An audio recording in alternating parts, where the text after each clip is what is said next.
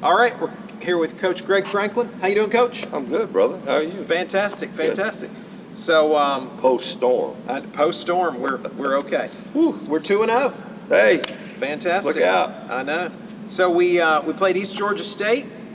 Had a big win over them, and then had a nice win over Motlow. Where's Motlow from? Tennessee. Tennessee. Mhm. Okay. All right. Let's talk about some of the individual performances this weekend. Let's do that. In the East Georgia State game, we had Cortasia Sanders, one of our returning gals, had 14 and 9 rebounds, and then new girl DeCarria Patterson. DeCarria Patterson. She goes by D. Okay, 22 points and 6 rebounds. Let's talk about DeCarria a little bit. D was at LSU last year. Okay. And she came to us. There were some question marks on how hard she would work, and what she was willing to do, and she's changed all that mindset. She's worked really hard. One of our hardest workers. And really came in and improved her game. Yeah. I mean, she's come a long way in the few months she's been here. Right. So I'm pleased with her right now. Obviously, she's got to get better. Yeah. As well as everybody else on the team. And Exactly. I do myself, and you do too. Right. So No doubt. be a better Dr. Brian. That's right. Keep improving. Valerie Nesbitt also had 14 points and 6 steals. That was nice. Yeah. Val's really come into her own a little bit because she's maturing. She hadn't been told no a whole lot. And you get told no a lot here. Right. So she's come into her own. Pleased with her. She's actually become a very good leader in her time here. If she'll stop grabbing and pulling and holding, we can play a little bit more than she's playing right now. That's so I like that. Yeah. Okay. Let's talk about the Motlow game, 100-76, and a big performance from Cortasia Sanders, 30 points and 8 rebounds. Tay-Tay, Tay-Tay can be as good as she wants to be. She has unreal ceiling right now. The only thing that holds her back is maturing a little bit. She's come a long way. Kid's really talented. Fun to watch a lot of times. Right. She can guard anybody from the 1 to the 5. And we'll see. But now she'll go to a big Division I school. She's been recruited by St. John's, West Virginia, Oklahoma State, a lot of BCS schools. But what fits her is the big question. Right. And with all my players that leave, what fits her? Yeah, right, exactly. Don't look at the name. Right. Look at what fits you. Right. Okay. And then D. Patterson again, 20 points in the Motlow game. A little steady Eddie. Yep. Her deal is that she's kind of a silent assassin. You don't really realize that she's got that many points. I didn't realize Tay-Tay had that many points, but she comes across by just getting points by being a scorer. She doesn't really have okay, I'm gonna shoot 15 threes. She'll score by rebounds, score by drives, score by layups, 3-pointers. So she just accumulates points here and there, and that's one of the things that you really look for in a scorer because they're not needy. They're not a lot. They don't have to take a lot of shots. Right. That's good.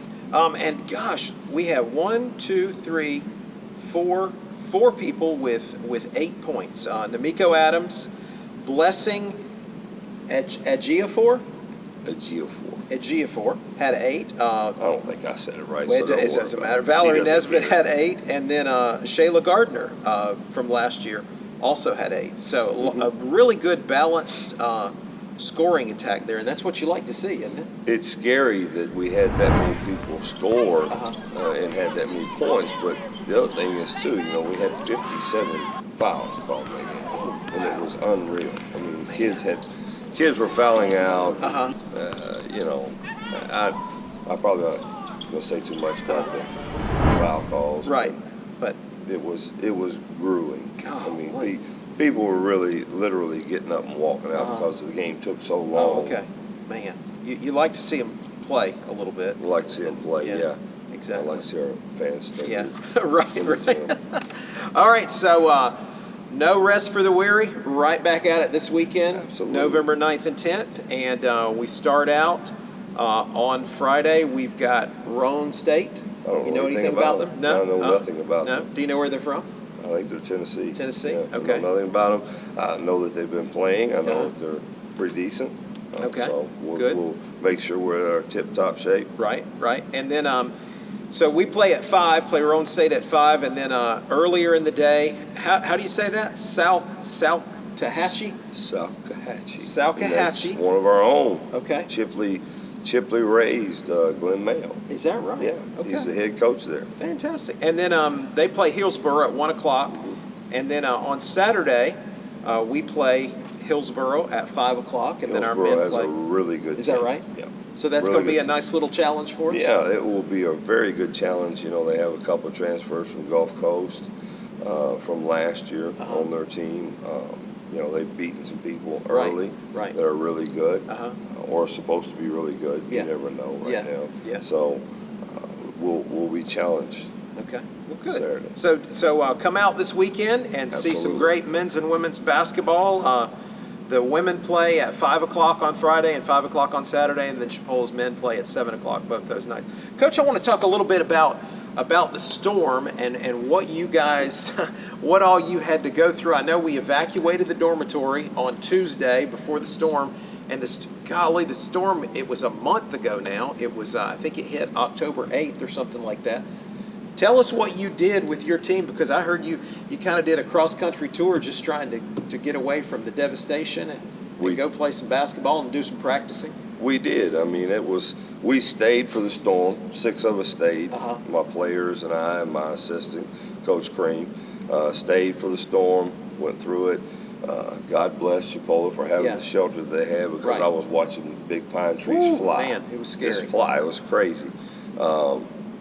And, you know, after that, we stayed for a couple of days, and then my brother called me. He said, hey, come up to Vincennes. We'll house you guys and put you up as long as it takes, which was a blessing. You know, to Now, have where him. Vincennes is in Indiana? Indiana. Okay. Yeah, we drove up to Tennessee, Nashville, and stayed the night. My girls were saying, I want to take a shower. Right. Can we stop? Oh, yeah. Yeah. Well, I wish I'd have been with you. Yeah. I didn't have a shower for 5 days. Right. Golly. I actually had a shower the whole time, but it was really cold. Yeah, oh, I know. That was devastation. That will get you. That will get your attention. Absolutely. But we stopped in Tennessee. They took their showers, and we stayed the night there. We didn't have to spend too much money along the way, because they put us up at Vincennes, and we stayed there 3 or 4 or 5 days. And then obviously we go to Chicago for a jamboree every year. Weren't planning on it this year, but it just worked out. Right. And Toy Baylor called me and said, Coach, I know you guys are in desperate need right now. You guys want to come up? And I said, well, we're actually in Vincennes. We'll come up there and stay a couple of days. She said, well, I'll foot the bill. That's fantastic. Yeah. And fed us and put us up, and that was a blessing. You know, people reach out from all over. I see a lot of people in Jackson County that did a whole heck of a lot for other people when they had things. And it just shows you the character, the integrity that you have in this area. Small town, but a great town. Right.